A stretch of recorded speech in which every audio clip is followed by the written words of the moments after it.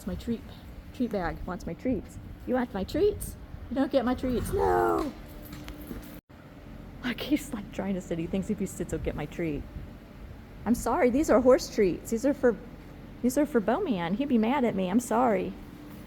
I'm sorry. So I'm at the barn this morning with my Beau man because I have something fun that's happening today. Basically, there is a lady who needs to finish up some credentials to get her saddle fitting certification or something. So she needed some horses to practice her skills on, and I told her she could use Beau for that. So it's not like his saddle's going to be flocked or anything. She's not going to flock a saddle or anything like that, but she's going to take measurements of his back. She's going to see how he moves in a couple of the saddles that I have. At least that's my understanding. And she's going to let me know all about my horse. He's talking. He's like, oh yeah, I want to hang out with my mom. And she's going to tell me like all about his back. So the first order of business is seeing if he had the potty pee-pee, because he does not like to go in his stall. He will hold it. So I bring him out here to do his potty pee-pee. Yep, and then we're gonna go get groomed. Gosh, you had to go a lot. Let's go. You're so good, buddy. You're so good. So there are just a couple new little baa eggs here I want to get off before I do his final brushing. There's not any here, so it's too bad. I do want to try to get off the sand.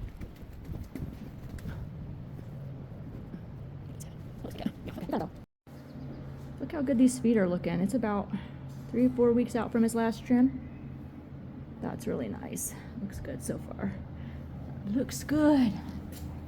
Good boy. Looking good. So now I'm just chillaxing after grooming Beau.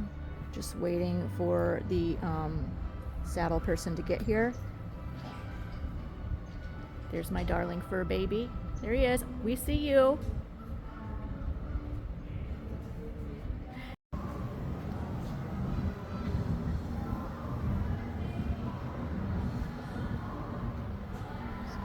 You know, his girth line just seems so forward. It is. Yeah.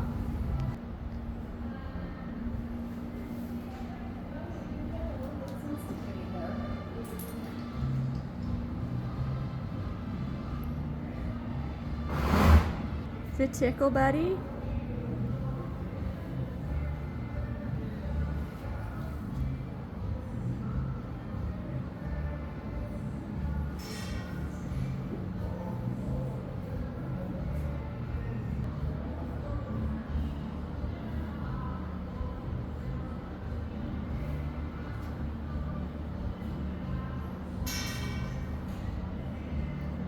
So you were Saddle Fit for Life, right? Yes. And that is owned by Schließlich.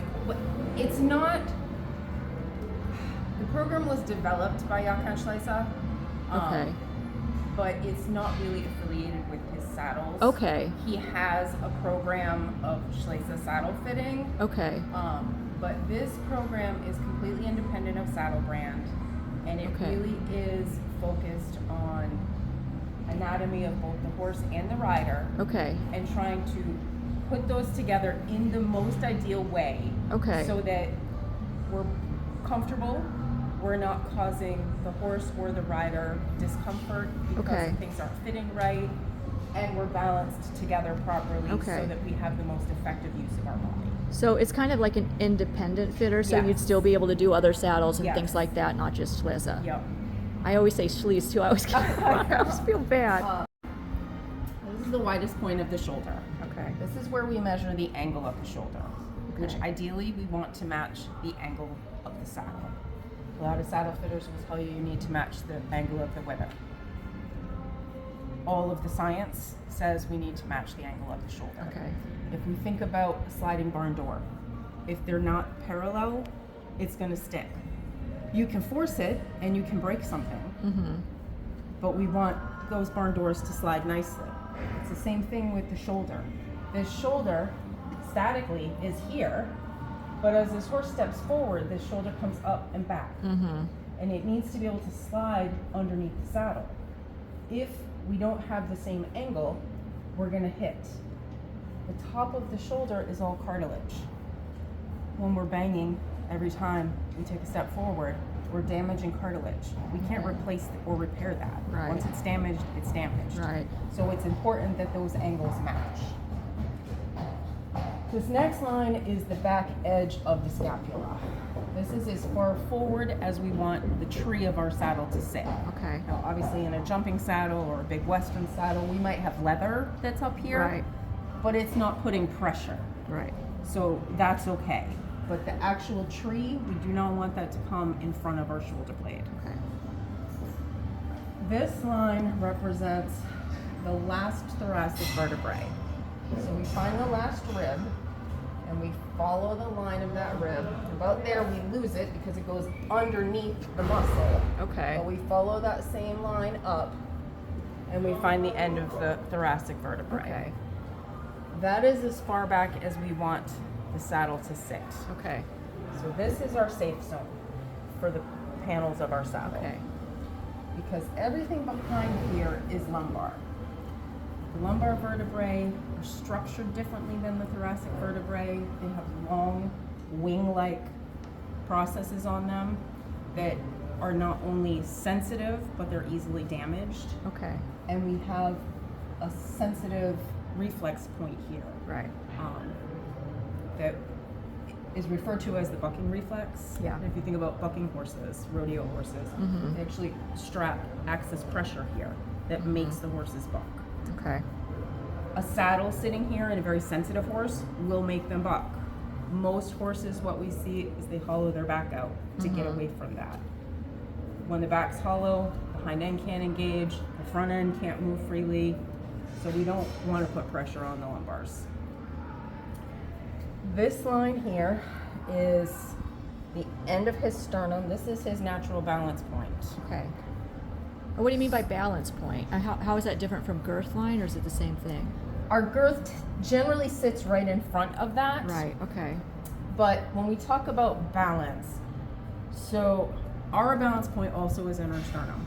Okay. And to be balanced, we need our sternum aligned over the balls of our feet. You don't mind him filming? Nope. Okay. Good. Right. So if we are in that position when we're on the horse, Okay. if we try to come forward, we're going to lose balance. Right. If we try to go back, we're going to lose balance. This is where we want to be. Right. Sternum over the balls of our feet. Okay. And we want our saddle to put us in line so that our sternum is in line with the horse's sternum. Okay. That So that's puts like us- where I'd want to be. Yep, this is Okay. where you want the front. My to be. front. Yep. My front. Right? Okay. So that sits us in the quietest point of the horse's back, Okay. where the muscles are the strongest. Okay. And then when our balance is aligned with the horse's balance, we move more freely, more naturally with the Yeah. horse. It's like that movement when you find it and everything just feels like you're Yes. floating. Yes. Easy floating through it. Yep. I love that feeling. Also here on the shoulder, we've got bladder meridian point 13, Okay. directly connected to diaphragm and breathing. Okay. So when we put pressure here, the horse struggles to breathe properly. Okay. A lot of times you'll hear them when they can't, and they get that kind of freight train breathing Yeah. starting. Yeah. That's pressure on bladder meridian 13. Oh, I didn't know that. And then we all know about wither clearance, Yes. right? A lot of people understand here that we need clearance. Right. But 4 inches from the top of the wither down, this is thoracic trapezium. Okay. It is not capable of bearing weight. It's painful for the horse when there's pressure here. If we think about stallions fighting or breeding, they bite here. It immobilizes the front. There's lots of nerves in here. And again, the muscle is not capable of weight bearing. Okay. So when we put pressure here, we restrict blood flow, and we start to see that big dip that Right. a lot of horses get, or a lot of horses will get a dip here. That's from restricting this muscle. Okay. And we've got pressure points, nerve endings that come all the way down the spine, that come out between every vertebrae.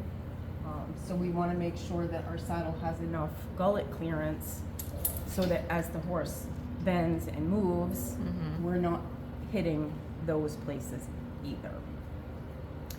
These lines here are girthing references. Oh, the red ones that are, The lines coming here. okay. So this is the edge of the latissimus muscle, and there's a nerve cluster that runs through here.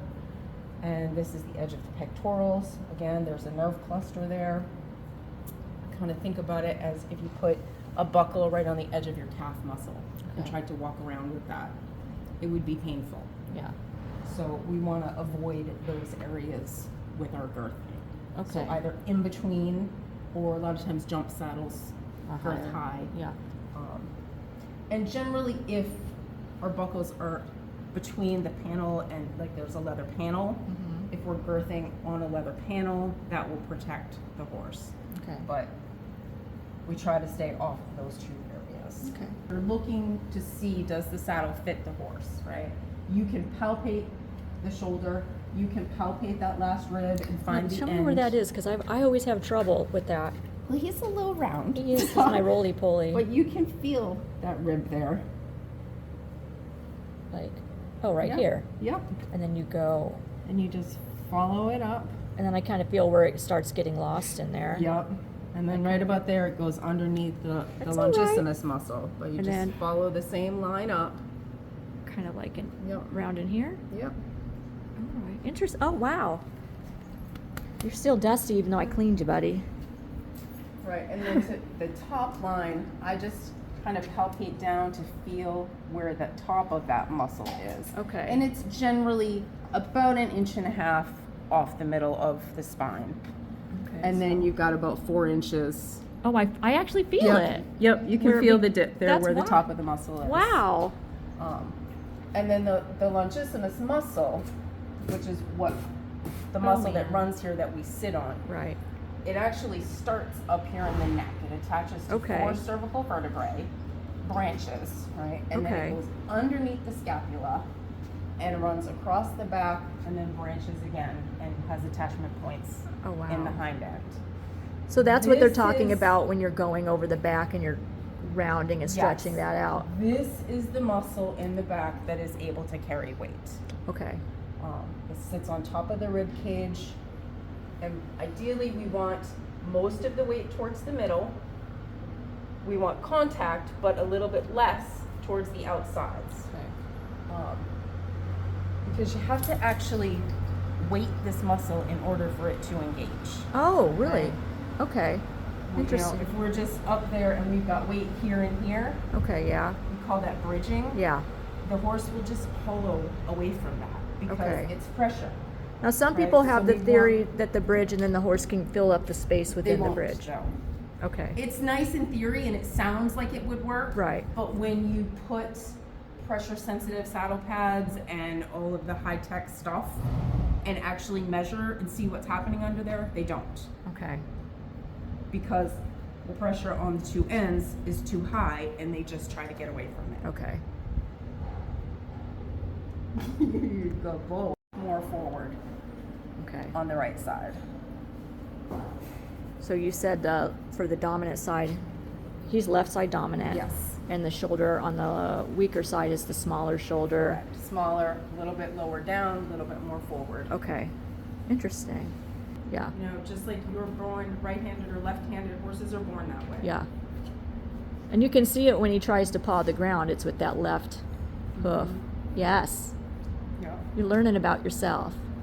You have a very busy tongue, sir. He does. All right, so now I'm going to look at your side.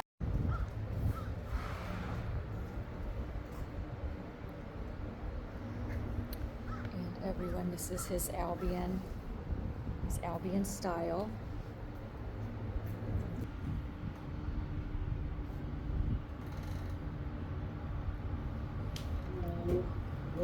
Big fella. Yeah, he's got such round withers. Yeah, he does. Big round withers. Good boy. Oop. So, the tree is generally in line with, you know, all of our metal stuff that's visible there. Yeah. So that's pretty good there. So you're saying that the tree itself looks good for his shoulder and everything? Well, as far as like placement, Okay. right? To put it on him, where so talk Okay. about that we didn't want the tree to be in front of Oh, that you mean line. like within the lines? Right. Okay. But looking at it sitting where it's at, right, our stirrup leather's nice and level. Stirrup is hanging down straight. The balance of the saddle looks pretty good. The balance point is right in the middle. Our billets are lining up a little further back than I would like them. Yeah. So when we girth the saddle, Yeah. it's gonna pull.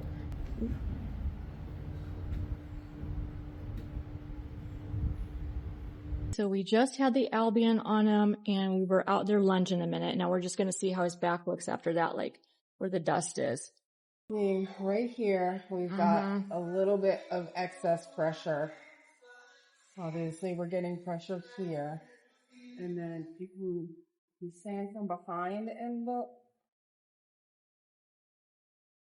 you will see Just that me, we mister. scrubbed some of the spinal markings.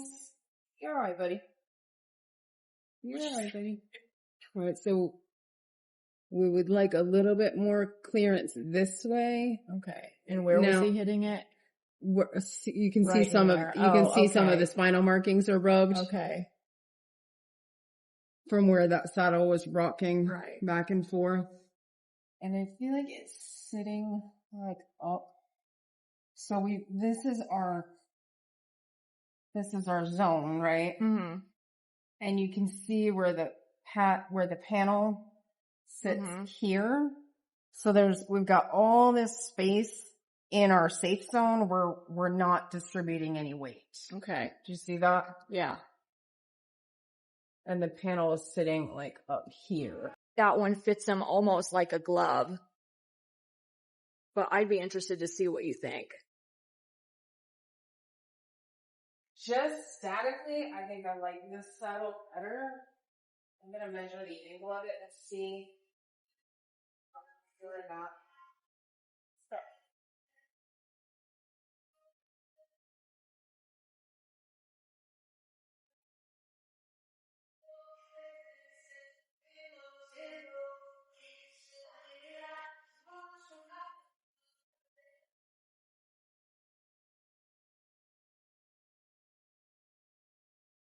A little bit better contact from back to front. And I love how it is for his shoulder. You know what I mean? How it's cut back. Yeah. Yeah, it's got a little bit of shoulder relief.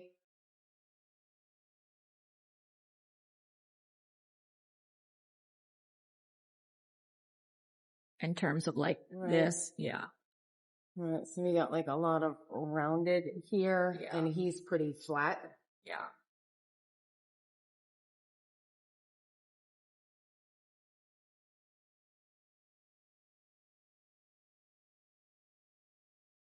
And this is another one that I would often put the Matt's pad under. He just seems to prefer it.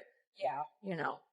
Saddle angle measures just about 60, which is much closer actually than this saddle, right, which measured What was he, like 60? 71, and he's 63. Okay. So This is real close. Not going to get much closer than that. Yeah. And I like the wither clearance on this one a little bit more. It's got a little bit more gullet clearance. Mm-hmm. Just feels like it sits flatter across his back. Yeah. You know, it doesn't have that. And it didn't go as far back. Yeah, it's not quite as long. Yeah. It is shaped nice for his big shoulders. And now we've got his general purpose duet saddle on him, which is a hoop tree. And hoop trees are good for wider horses and horses with no withers. So. Yeah. Nice wither clearance. It's nice and balanced on him. Yeah. Panels seem to have nice contact front to back.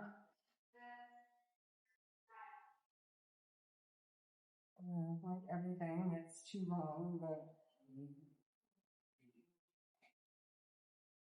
It's not as long as the Albion though. No, it and doesn't it's got look a little like. bit more curve. Yeah. So it doesn't sit like that. The Albion was like Right. pressure right here. I like the way it fits in here. Yeah, it really fits in like a pocket up front. Like, I don't Even if feel it- like the saddle even wants to go forward. Yeah, It could be a little bit flatter.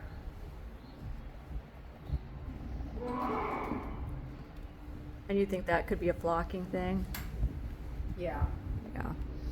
These panels are rounded Yeah. up more. So even though it is long, there's not a lot of pressure there.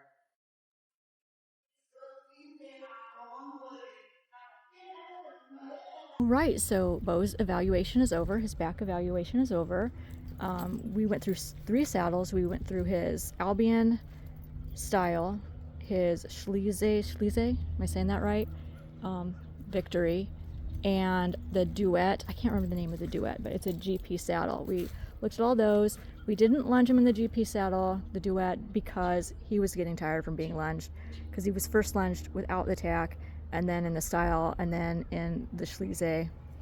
And I was like, let's not do it in the Duet. So I just walked him back and forth in the hallway here, so she could look at it like that. But the assessments were very interesting. I learned a lot about my horse's back, and she's going to actually, I didn't get the paper right now. She's going to take a picture of the paper she wrote everything down on, and then like send me a picture of that so I have a record of it. And like seeing all the chalk on my horse, because she drew on him in the chalk, like it really let me know like where all of the parts on my horse are, like the muscles, the bones. And each horse is a little bit different, because you know, one horse might have bigger shoulders than another horse, one horse might have a longer back than another horse, or a farther back girth line, or a too far forward girth line. Beau definitely has a too far forward girth line and a shorter back with massive giant shoulders. But that's my boy. He couldn't be built simple.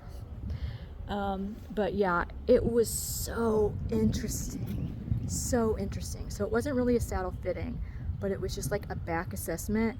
And with that, she included like kind of her opinions on the saddles that he had and their fit in relation to him. She's still getting her certification. She's not like a saddle fitter yet, but she's just learning how to like assess the horse's backs and all of those things. So all great information. Like, that was just so cool. And she was such a cool lady too. I really liked her. And she's a body worker as well. So she like horse body worker. So she wants to integrate like the ability to see whether a saddle is working for a horse or not into her body work. So like if she goes in and she's doing massages on the horse, and say she notices a sore spot in the horse's back or wherever, she can be like, hey, I could like check your horse's back and maybe see like if this saddle might be the problem or not. So that's where she's going with it, rather than so much as to being someone who would reflock a saddle or something like that. That's not really where she wants to go with it. She wants to use it to help her with the body work and the massages and whatnot that she gives horses as part of what she does now. And I think that's a really cool concept and a really cool integration, and she's such a nice person. So yeah, it was just a really fun thing to do. And if anyone ever gets a chance to like get one of those assessments of their horse's back, I think she said it was Total Saddle Fit she was doing this course with, like, go for it. Now for the professional ones, it does cost money to do, but because she's still a student, it didn't cost me anything, because she needed like horses to practice on, and she used Beau to practice on. So yeah, that was just fun. If you ever have that opportunity, I really suggest to go for it, because I don't think you would regret something like that. I think that you would learn a lot from it. So now I'm going to get ready to go home because I'm tired. It's been like 3 hours. I've been here. I'm tired now. I'm going to go home.